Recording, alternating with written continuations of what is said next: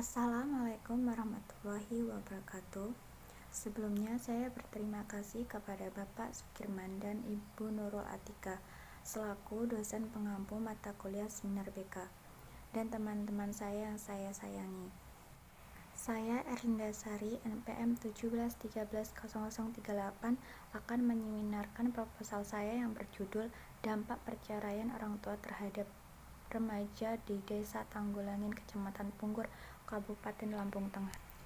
Yang pertama, latar belakang masalah. Keluarga merupakan lingkungan terdekat untuk membesarkan, mendewasakan, dan di dalam remaja mendapatkan pendidikan pertama kali. Fenomenanya, masih ada remaja yang memiliki permasalahan perceraian orang tuanya yang berdampak bagi dirinya. Dampak dari perceraian orang tua diantaranya adalah menimbulkan ketidakseimbangan emosi, mengalami rasa cemas, tertekan, sering marah-marah, dan bisa mengganggu perkembangan remaja pada masa selanjutnya. Seharusnya anak yang mengalami korban perceraian orang tuanya harus diberikan pemahaman dan juga bisa menerima masalah dalam keluarganya. Fokus penelitian berdasarkan latar belakang masalah tersebut, maka fokus dalam penelitian ini adalah studi kasus dampak perceraian orang tua terhadap remaja di Desa Tanggulangin, Kecamatan Punggur, Kabupaten Lampung Tengah. Sehubungan dengan fokus penelitian tersebut, rumusan masalah dalam penelitian ini adalah bagaimana dampak perceraian orang tua terhadap remaja di Desa Tanggulangin, Kecamatan Punggur, Kabupaten Lampung Tengah.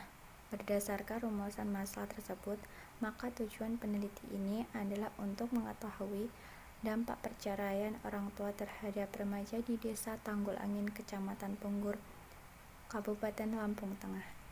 Lokasi peneliti. Peneliti ini akan dilakukan di Desa Tanggulangin, Kecamatan Punggur, Kabupaten Lampung Tengah, tahun 2019 dengan subjek penelitian NY.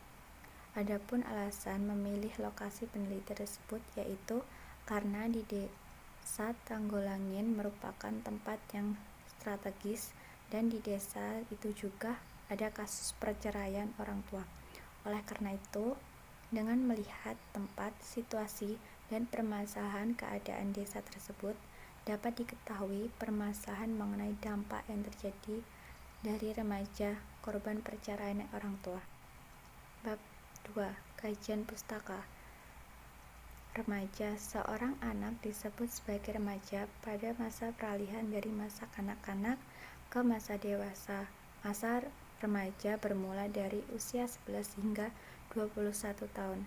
Ketika masa remaja inilah mereka akan mulai merubah demi perubahan. Fenomenanya, masih ada remaja yang memiliki permasalahan perceraian orang tuanya yang berdampak bagi dirinya. Di antaranya adalah menimbulkan ketidakseimbangan emosi, mengalami rasa cemas, tertekan, sering marah-marah, dan bisa mengganggu perkembangan remaja pada masa selanjutnya. Seharusnya anak yang mengalami korban perceraian orang tuanya harus diberikan pemahaman dan juga bisa menerima masalah dalam keluarganya dan tidak mengalami permasalahan atau dampak yang buruk bagi remaja. Fokus penelitian berdasarkan latar belakang masalah tersebut, maka fokus dalam penelitian ini adalah studi kasus dampak perceraian orang tua terhadap remaja di Desa Tanggulangin, Kecamatan Punggur, Kabupaten Lampung Tengah. Sehubungan dengan fokus penelitian tersebut, masalah dalam penelitian ini adalah bagaimana dampak perceraian orang tua terhadap remaja di Desa Tanggulangin, Kecamatan Punggur, Kabupaten Lampung Tengah. Berdasarkan rumusan masalah tersebut, maka tujuan peneliti ini adalah untuk mengetahui dampak perceraian orang tua terhadap remaja di Desa Tanggulangin, Kecamatan Punggur, Kabupaten Lampung Tengah. Lokasi peneliti. Peneliti ini akan dilakukan di Desa Tanggulangin, Kecamatan Punggur, Kabupaten Lampung Tengah, tahun 2019 dengan subjek penelitian NY. Adapun alasan memilih lokasi penelitian tersebut yaitu karena di Desa Tanggulangin merupakan tempat yang strategis dan di desa itu juga ada kasus perceraian orang tua. Oleh karena itu, dengan melihat tempat, situasi, dan permasalahan keadaan desa tersebut, dapat diketahui permasalahan mengenai dampak yang terjadi dari remaja korban perceraian orang tua. Bab perubahan. Bab 2. Kajian pustaka. Remaja, seorang anak disebut sebagai remaja pada masa peralihan dari masa kanak-kanak ke masa dewasa. Masa remaja bermula dari usia 11 hingga 21 tahun. Ketika masa remaja inilah mereka akan melalui perubahan demi perubahan. Pemikiran mereka masih belum mencapai tahap matang sepenuhnya. Inilah yang menyebabkan perilaku-perilaku yang menyimpang pada remaja semakin tidak terkontrol ketika pengawasan dari keluarga, terutama dari orang tua, tidak ada. Berdasarkan uraian tersebut, penulis mengembangkan sub pembahasan sebagai berikut. Yang pertama, pengertian remaja, ciri-ciri umum remaja. Ketiga, tugas perkembangan remaja. Keempat, klasifikasi remaja menurut umur. Perceraian yang terjadi oleh orang tua memberikan pengaruh yang besar dalam perkembangan perilaku remaja dalam kehidupan sehari-hari.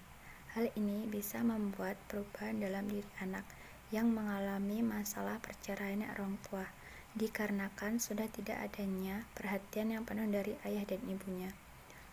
Karena perceraian, anak merasa keluarganya sudah tidak ada rasa saling sayang. Ia merasa hanya ada rasa kebencian di dalam keluarganya. Berdasarkan uraian tersebut, penulis mengembangkan sub bahasan sebagai berikut. Yang pertama, pengertian perceraian. Kedua, macam-macam perceraian. Ketiga, faktor-faktor dan penyebab terjadinya perceraian. Keempat, dampak perceraian. Dampak perceraian orang tua terhadap remaja. Remaja yang mempunyai permasalahan yang sering terjadi biasanya dimulai dari lingkungan keluarga, misalnya pertengkaran antara ayah dan ibu, sehingga mengakibatkan perceraian dan berdampak kurang baik bagi perkembangan kepribadian remaja.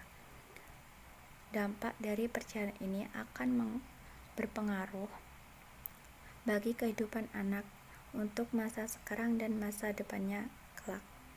Secara sederhana, dampak bisa diartikan sebagai pengaruh atau akibat dalam setiap keputusan yang diambil oleh seorang atasan, biasanya mempunyai dampak tersendiri, baik itu dampak positif maupun dampak negatif. Bab 3.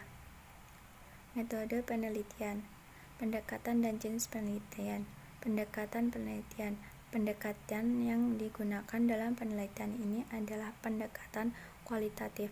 Pendekatan secara kualitatif ini lebih diarahkan kepada pengguna desain peneliti deskripsi. 2. Jenis peneliti. Jenis peneliti yang digunakan peneliti dalam penelitian ini adalah penelitian kualitatif. Penelitian kualitatif adalah penelitian yang dilakukan untuk mendapatkan data yang mendalam dan mengandung makna. Artinya, mengandung makna adalah bab 3. Metode penelitian. Yang pertama, pendekatan penelitian. Pendekatan yang digunakan dalam penelitian ini adalah pendekatan kualitatif. Pendekatan secara kualitatif ini lebih diarahkan pada penggunaan desain penelitian deskriptif. 2. Jenis penelitian. Jenis penelitian yang digunakan peneliti dalam penelitian ini adalah penelitian kualitatif. Penelitian kualitatif adalah penelitian yang dilakukan untuk mendapatkan data yang mendalam dan mengandung makna. Artinya, mengandung makna adalah yang sebenarnya, data yang pasti, yang merupakan suatu nilai di balik data yang tampak. Dalam penelitian kualitatif juga tidak menekankan pada generalisasi, tetapi lebih menekankan pada makna. Selain itu, peneliti kualitatif lebih banyak mendeskripsikan fakta dan makna daripada perhitungan. Yang B, Kehadiran peneliti. Peneliti kualitatif ini yang menjadi instrumen atau alat penelitian adalah peneliti sendiri. Dengan kata lain, peneliti bertindak sebagai instrumen utama meneliti dengan menggunakan instrumen bantu seperti alat tulis, kamera, atau perekam suara, di mana peneliti merupakan perencana pelaksanaan mengumpulkan data, mengambil keputusan, dan pada akhirnya menjadi pelopor peneliti. Kehadiran peneliti. Pada penelitian kualitatif, peneliti sendiri atau dengan bantuan orang lain merupakan mengumpulkan data utama. Yang C. Data dan sumber data peneliti. Yang pertama, data peneliti. Data adalah suatu keterangan berupa fakta dan angka yang dapat dijadikan bahan untuk menyusun sebuah informasi. Pada peneliti ini, data yang diperoleh berdasarkan sumber datanya. 2. Sumber data peneliti. Sumber data merupakan segala sesuatu yang bisa dijadikan sumber data peneliti oleh peneliti, seperti halnya sumber data yang diperoleh dari seseorang, dokumentasi, hasil observasi, dan hasil rekaman wawancara. D. Prosedur pengumpulan data. Peneliti kualitatif mengumpulkan data dilakukan pada kondisi yang alamiah atau natural setting. Sumber data primer dan pengumpulan data yang lebih banyak observasi berperan secara. D. Prosedur pengumpulan data. Penelitian kualitatif pengumpulan data dilakukan pada kondisi yang alamiah atau natural setting. Sumber data primer dan pengumpulan data yang lebih banyak observasi berperan serta secara langsung. D. Prosedur pengumpulan data. Penelitian kualitatif pengumpulan data dilakukan pada kondisi yang alamiah atau natural setting. Sumber data primer dan pengumpulan data yang lebih banyak observasi berperan serta secara langsung atau partisipan. Prosedur pengumpulan data. Peneliti kualitatif pengumpulan data dilakukan pada kondisi yang alamiah. Sumber data primer dan pengumpulan data yang lebih banyak observasi berperan serta secara langsung. Wawancara mendalam dan dokumentasi. E. Analisis data. Teknik analisis data yaitu digunakan untuk menjawab perumusan masalah yang telah dirumuskan dalam proposal, dilakukan secara terus-menerus sampai datanya jenuh dengan menggunakan triangulasi atau pengumpulan data macam-macam. Melalui pengamatan yang terus-menerus tersebut mengakibatkan variasi data yang didapatkan tinggi sekali. F.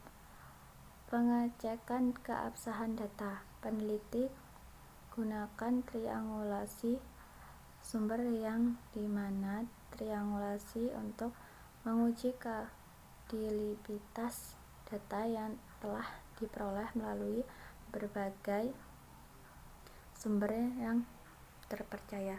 Terima kasih, sekian dari saya. Assalamualaikum warahmatullahi wabarakatuh.